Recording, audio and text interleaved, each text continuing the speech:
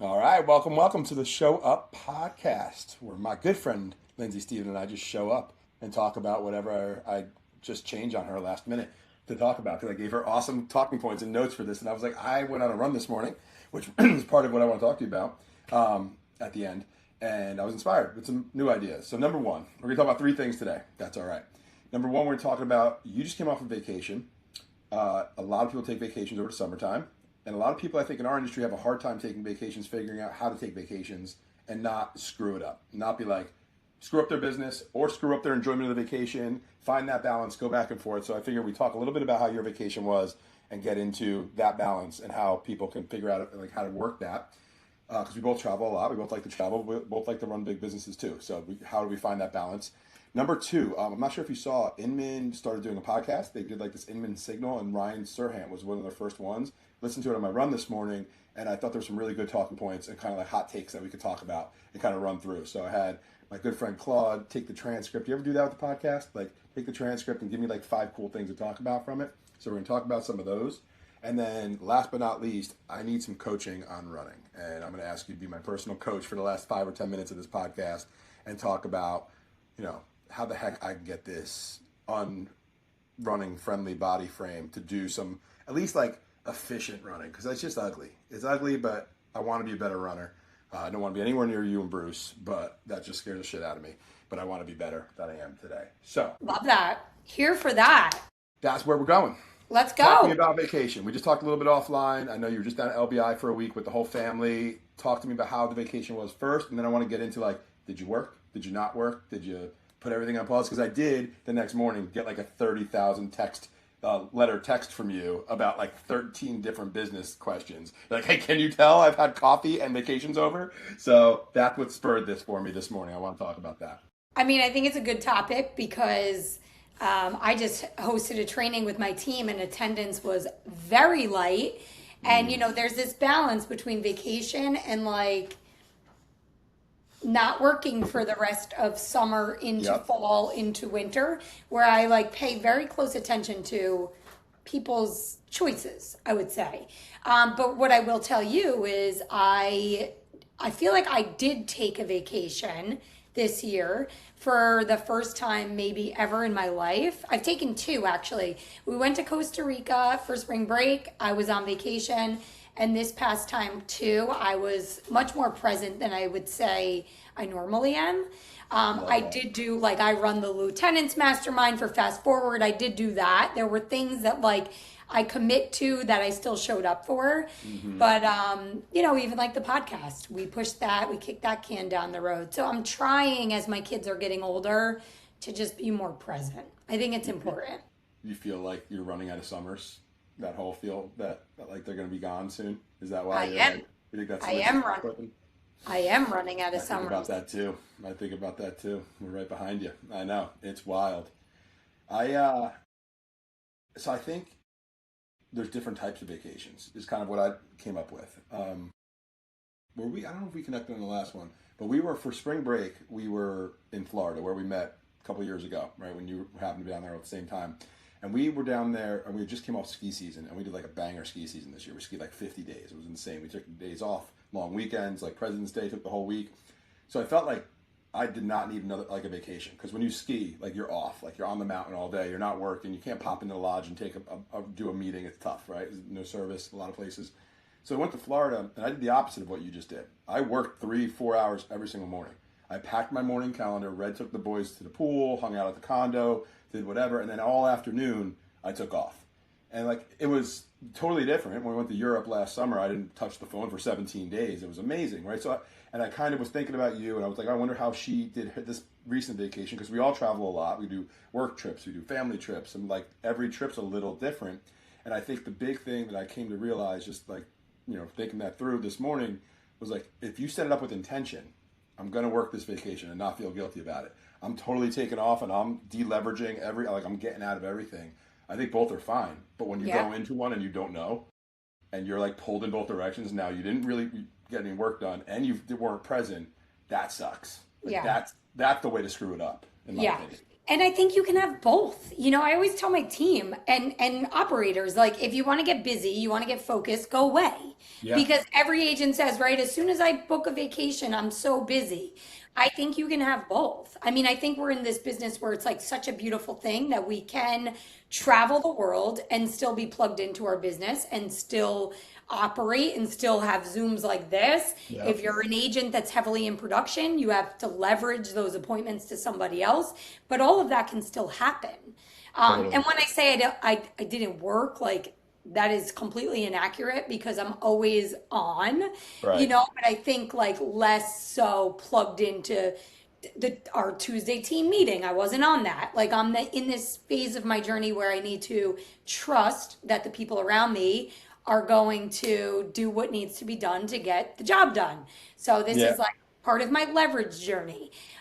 We had a vision casting with our team on Tuesday, and I did share though something that I feel like for people with young children, I feel like I worked so hard, Jeff, for 17 years, like every day, every weekend, every night. Like, I just worked so hard for the moment where I could earn my time back. Hmm. And that's all I wanted to do was like earn the time back with my family. And I've done that. Now you should be And enjoying the heck out of it. my kids are gone. Yes, but no. Yes, but no. All right, they're growing up, but they're also, so I'll argue back on that, right? Because there's a quality versus a quantity thing as well that I think is like fair to consider in this conversation here, where my kids are 9 and 7, and I spend a reasonable amount of time with them, and about 50% of it I want to kill them because they're just animals at this age, right? So like, yeah, there's a lot of time with them, and I've set up my life to kind of spend more time with them now and be like work from home more and like out of production early in their ages. And sometimes I regret that. I'm just like, I'm joking a little bit here, but I'm saying it to say, like, I think when they're older, you get less time with them, but it's like they're your buddies. They're like, you're not managing them. You're not like, stop hitting your brother. You're not, if you guys hit each other one more time, we're not going for ice cream. Like, it's not like, right, they're becoming more adults and humans. So like, less time with them, even though they're kind of developing their own life, is probably way more quality, because 90% of the time when they're in their single digits, 9 and 7, is like managing chaos, which is Yeah. great memories. I'm not going to regret it. Like, I enjoy every moment of it when I look back on it, not always in the moment. But like, so I think there's like, you're going to be Yeah. able to do cool shit with the girls now, and they're going to just be in. And although there'll be other places in college and things, as the next few years unpack, I don't know. I think you're going to be okay with like the experiences you're going to be able to do now with them, and how great that quality is going to be. That's And how I like see it. running a team and building people and building lives, our job as parents is to set them up to succeed as adults. Yeah. And, I think we're renovating our house. And so I was looking out the window, and there's this insane tree swing that Bruce built. It's homemade. It's like 70 feet up in the sky. Of course it is, because Bruce built it. And I was like looking at it like in the tree, and I just but I was being vulnerable with my team, and that's part of my journey right now is like chasing time. That's what I feel Yeah. like I'm doing, is chasing time and understanding that like time is fleeting, and also understanding like I did work my ass off, but I also was present. Like, I never missed moments. Yeah. And that's why when I say you can have both in this business, you really can have. You can. Okay, I think it all comes down to intentionality. Like, going back to like how you go into your vacation. If you go with intention, it's okay, regardless of what balance you do. If you go into your week, your day, your life with intention, like, I'm working these hours and then I'm off these hours, and you're not being pulled between both times with no intention, and you're kind of living in la la land of neither one being done purposefully. That's where I feel like people get burnt out, and that's where people get frustrated. And I've been there. I'm there all the time. Like Yeah. right now, yesterday I got a call at 1 o'clock. Bryson's stomach hurts. You got to come pick him up from soccer. I had two more meetings on the books. I planned to pick him up at 3. now and then the rest of my day, I was kind of like trying to triage the stuff that I couldn't get done and be with them. He was fine, by the way. The kid is so full of it. He's like, I got tired. I'm like, why'd you say your belly hurt? If you're tired, they'll let you It's rest. an easy out. But then I'm the bad parent if I don't go pick him up, right? Yeah.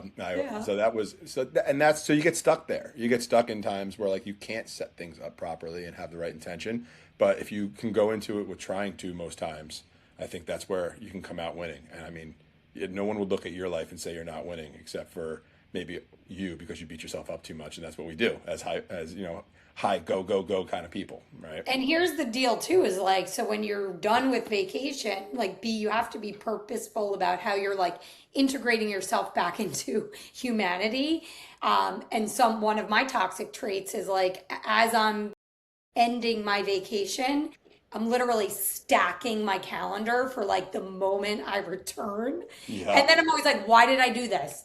But you can always tell when my vacations are ending because I'm like extra motivated to get back to work. And yeah, it's just, we've talked about summer and agents and furloughing themselves. I think agents just have to be very careful, like not to take extended time off. And Yeah. I'm Exactly. I always say like if you're going to take a few days off, take a few days off. Don't make it a week before and a week after of inefficient productivity as well. Like work your butt off, and then you feel way better on that vacation as well. You're like, I enjoy this, and you can relax and do like the decompressing that you want to do. So yeah, I love that. Well, I'm glad you guys had a good time. I'm really upset that you were so close to me. We didn't get to see you guys, but I mean, we'll have to fix that yeah, very for soon. sure. All right. What are you going to tell me about the podcast? Here's some Inman. pop. Here's some topics that I thought were interesting. I was like, oh, these are all pretty good topics. And the guy from Inman, the new CEO, I think is doing a good job. He's like rebranding their whole like content delivery system and stuff. I forget his name off the top of my head, but I'm excited to see what they put out because I've always liked their stuff. So here's the first thing that he asked that I thought was a very good question. No, the thing that nobody wants to talk about in this industry is the industry overpopulated with agents, and what should it look like? I would say that yes, I think it is. I think the indication of that is that more than 70% of the agents in our MLS didn't sell a single home last year. So whether that's that it's overpopulated or there's a real leadership issue, I think it's a Yeah. combination of both. I think it's an industry that's very easy to get into, and there's this misconception that it's easy and it's not. Mm-hmm. And I think it's also, we need to take ownership as leaders in this industry that there's a real problem with retention and with productivity for agents. I mean, I think they said 100%. like the stat was staggering for NAR last year with agents not producing at all in Well, 2025. there's more agent licenses in this country than there are transactions that happen. Yeah. Right? I think we're Yes. like 4.5, 4.2 million transactions, and there's only over 5 million licenses. So Yes. like, and I was thinking about it, and they talked about a few things, and what went back to is, I think we all perpetuate it. Well, not we all, like a lot of different entities inside the real estate world, like licensing.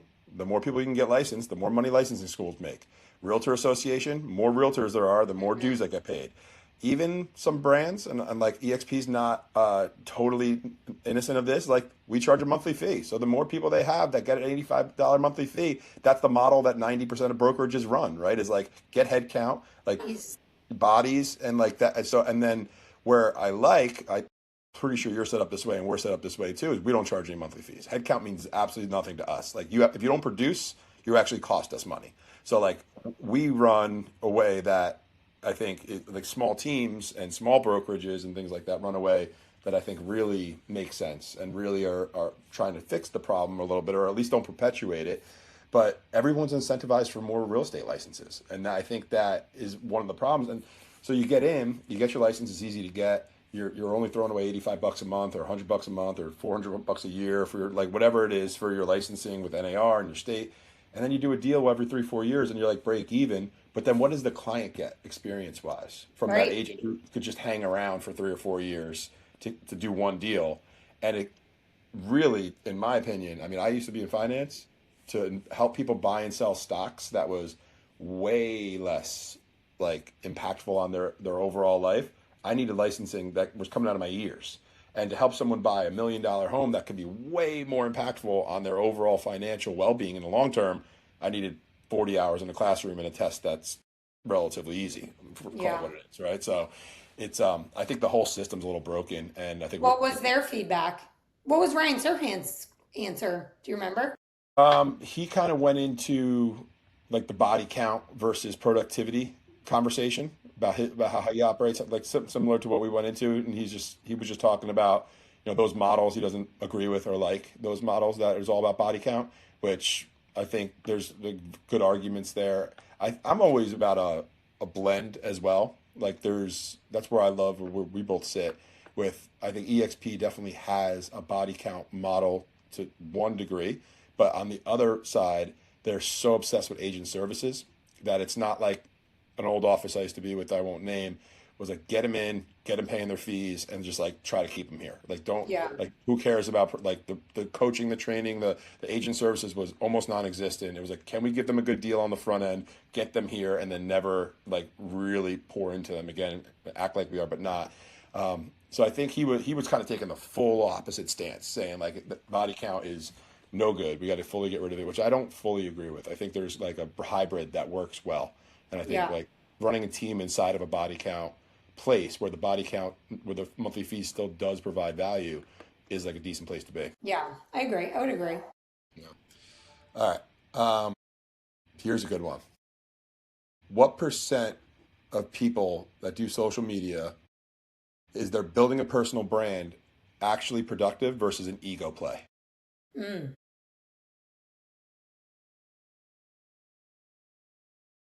Is there an actual stat? No, no. I'm just curious to see what you think. And they didn't actually give an answer to this. I think this is like a little bit of I twisted this one. They were talking more about personal brand being a recruiting engine for Ryan, and then they talked about like what would happen if that went away and stuff like that. But what I'm really curious, because they talked about a lot of people just do it for ego. I think there's like a good 75-80% of it that's really an ego play. Because you see a Yeah, lot of people doing. Go ahead.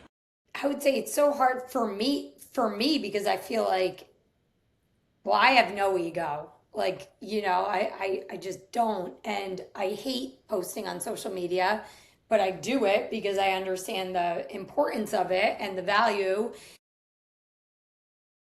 But I guess, social media has become so much of that influencer marketing and putting yourself out there for like selfish reasons, I would say, maybe for some people. So, certainly, I would say in the world of social, right, and fake book, there's probably a lot of egos. But I'm like so intrigued by influencer marketing right now Mm-hmm. because it's blowing traditional marketing and advertising out of the water.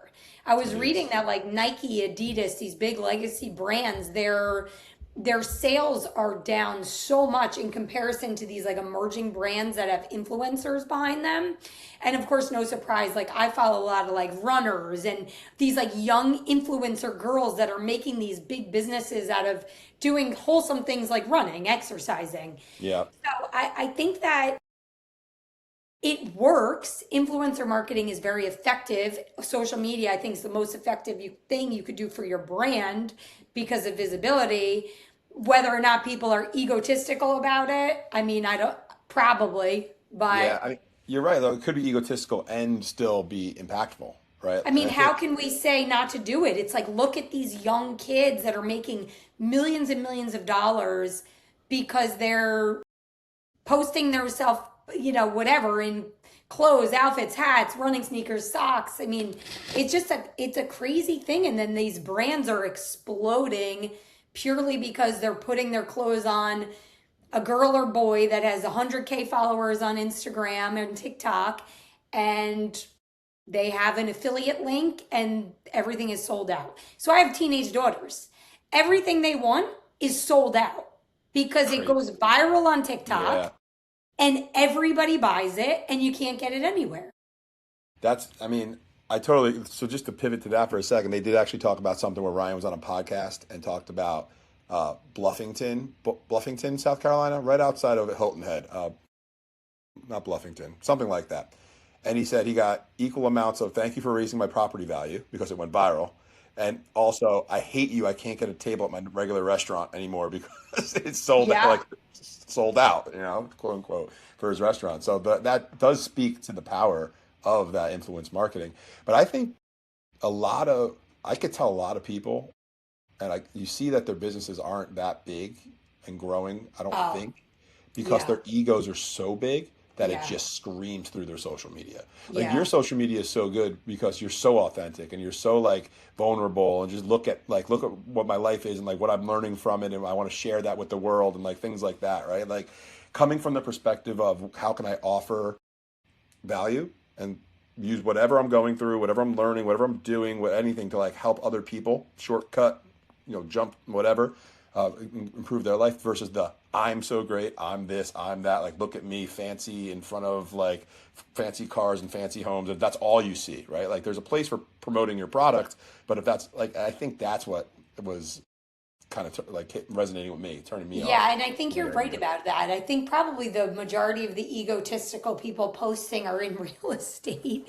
Right? They're like, I mean, I guess I'm so disconnected from this world because I live in upstate New York, and like luxury here is woods, hiking, biking. You would people that have money are very unassuming in the sticks of upstate New York. But I mean, people like rent cars to pretend that they have like flashy cars, and they take fake private jets and do all that things to like get, I don't know, people's attention. But I think one thing with social media is like you must be authentic. I think Bruce always says a tiger doesn't change their stripes. Like people will sniff you out because people know who you actually are. So it's like you can't be one person in real life and one person on social and expect to trick people anymore. So Totally. I think the more authentic you are, and people are like thirsty for just authentic human beings, especially you said Claude, like I'm so turned off by AI. Oh, yeah. Like if I feel it, smell it, sense it, I'm like, I'm out.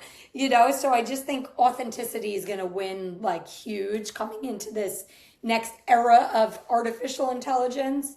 And people should just be who the hell they are. I love that. And I love how you said, I wanted one more thing I want to talk about from that is, and we don't have to go into like what they talked about, but AI. Like, where do you see AI today? Where are you guys using it? Where do you think it shows up more? Because I agree with you. There's some places where it sucks. Like, it really sucks in some of this content and some of these like long Well, written. we talked about it when we were emceeing in Charleston, and you were like, I just when that AI speaker was on the stage, and you're like, I just can't, and I'm like, Yeah. I just can't either. But there is going to be a world in which we're going to be like where our parents, where if we don't stay up to speed with what's happening, when you like look at your parents use a cell phone, and you're Yep. like, oh my God.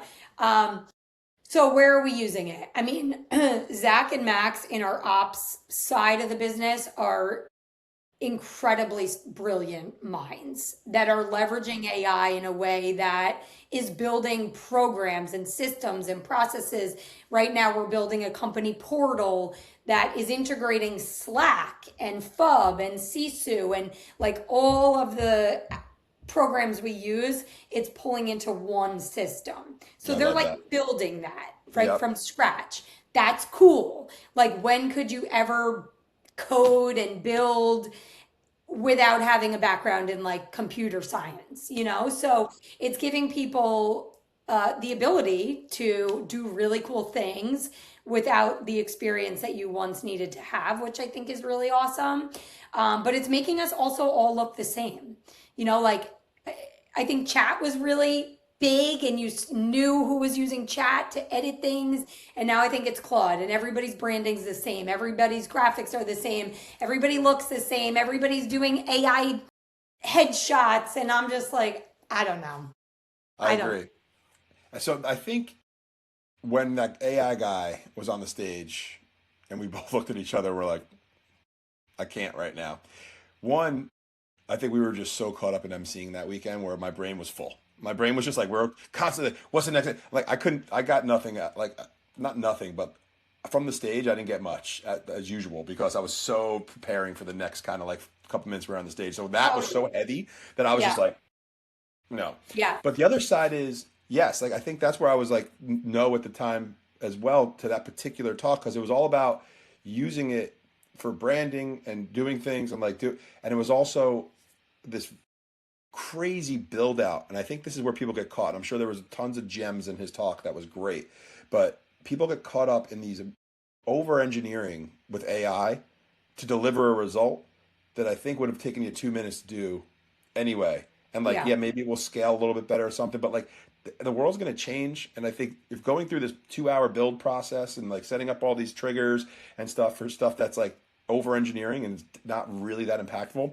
because we're doing something similar to what you're doing. And I think that's a great use for AI. And we have AI texting and calling and like data scrubbing. And I built a portal for like a sprint that we're doing over the summer. We're helping everyone identify their top 50 and track it and all this stuff. And I was trying to do it in one of our softwares that we subscribe to. And it was like, it wasn't fitting right. So I had Claude build it in about 20 minutes. So like there's use Yeah. cases where I'm like, yes, like that helped. And this podcast, right? Like I was like, oh, there's good topics here. If I had to go listen to it again, write down the 5 things I wanted to talk about. But no, I Yeah. ripped the transcript, I gave it to it, it gave me back.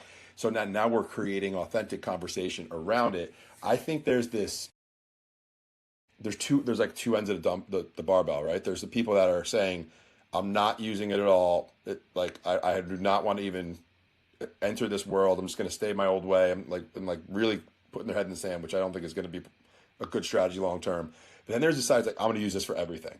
Like, did you ever see that commercial or like an Instagram reel where someone walks into a store and they're like, "What do I say to the cash register guy?" And then he's like, "Hi, I would like a soda." And the guy's like, "A guy asked for a soda. What do I say to him?" And he's like, and it's like that's almost the laughable moment. Yeah. But what I feel like is happening so much is like any decision, anything you need to do, like you got to have AI do it. It's like sometimes you don't, and I think we're over optimizing for it too. So I really think there's a sweet spot of using it for the right things and things that keep authenticity, can like be evergreen for scale, and it's not going to just be one of the next iterations that is going to fall kind of by the wayside after a Yeah. while. I think that's what Yeah. we're seeing a lot of. And you know what? Actually, it's like we can't hate it. We can't be against it because it's happening.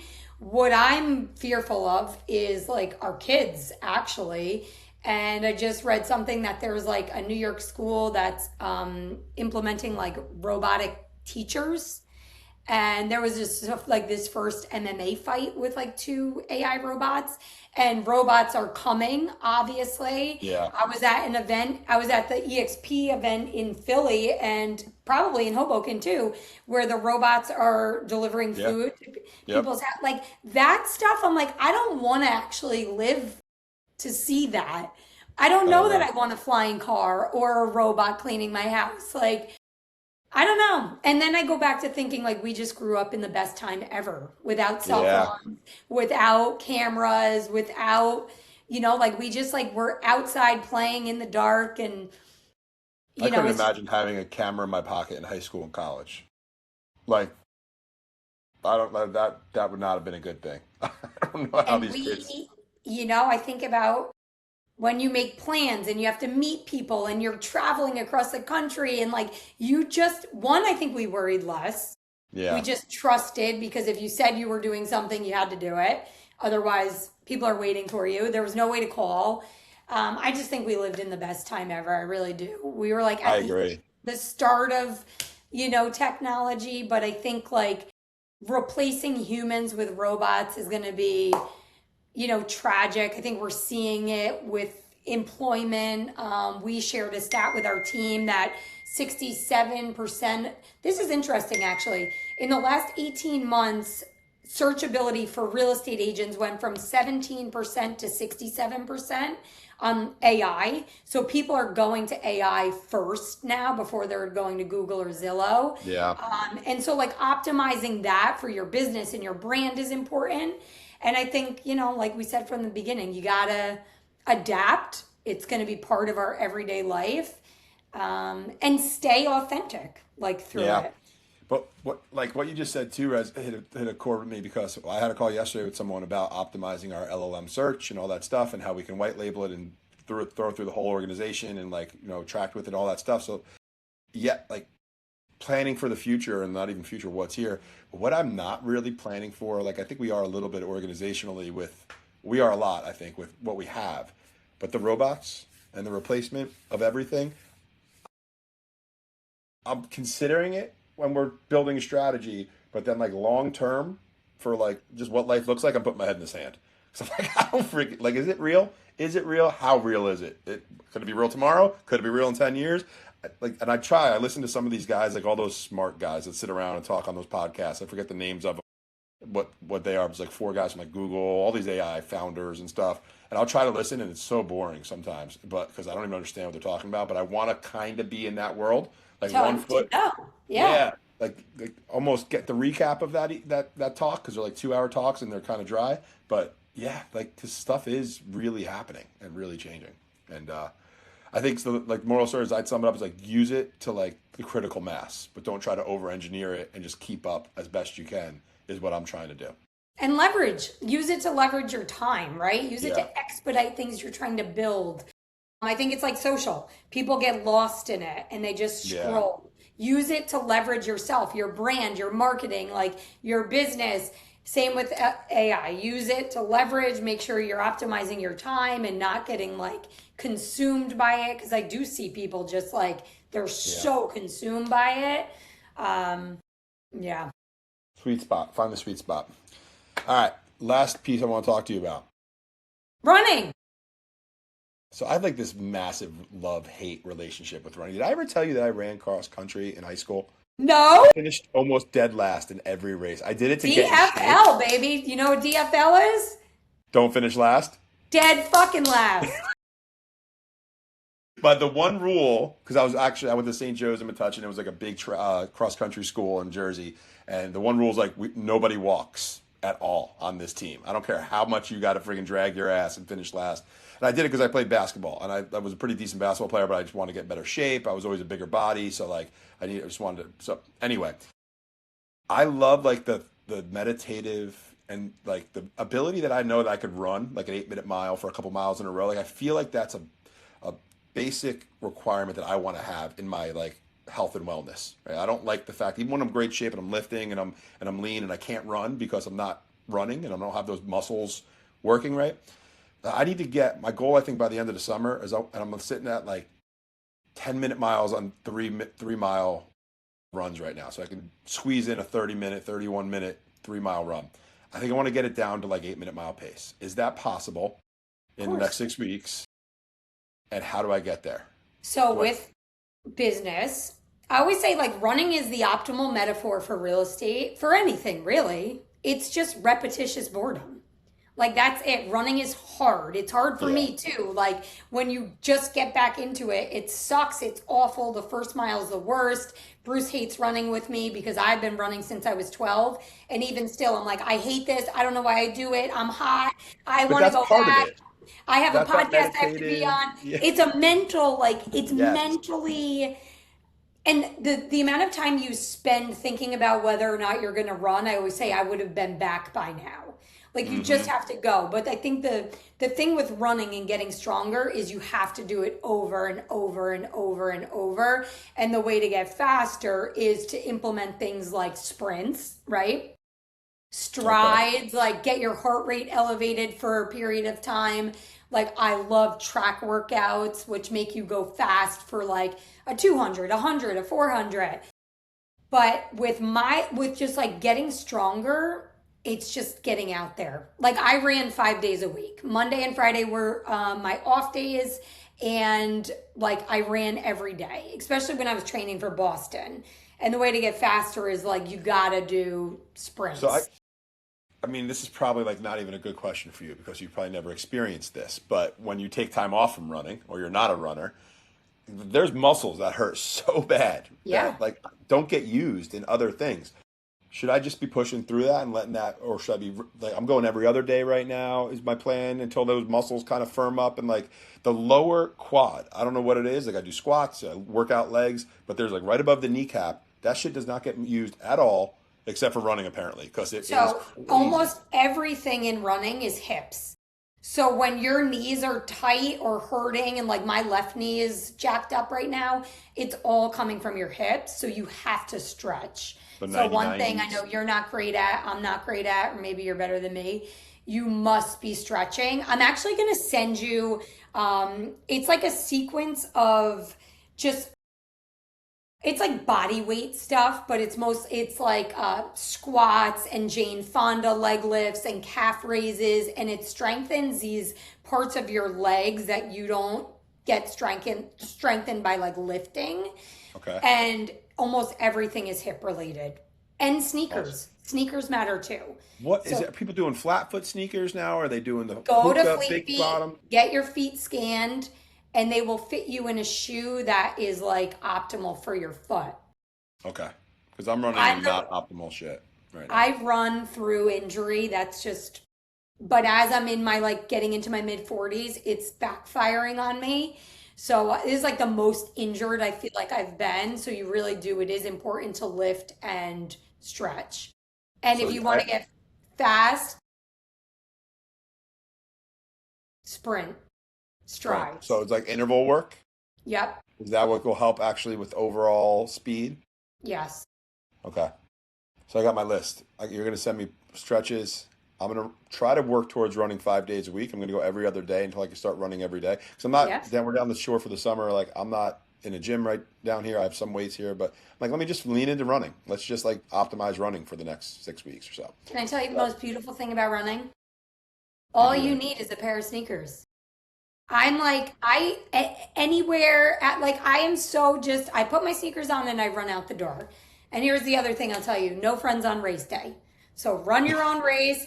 Don't rely on anybody. I don't make plans. I don't do meetups. It's fun, but I'm like I'm a lone wolf and you just like little by little like you will realize you start feeling stronger. Yeah.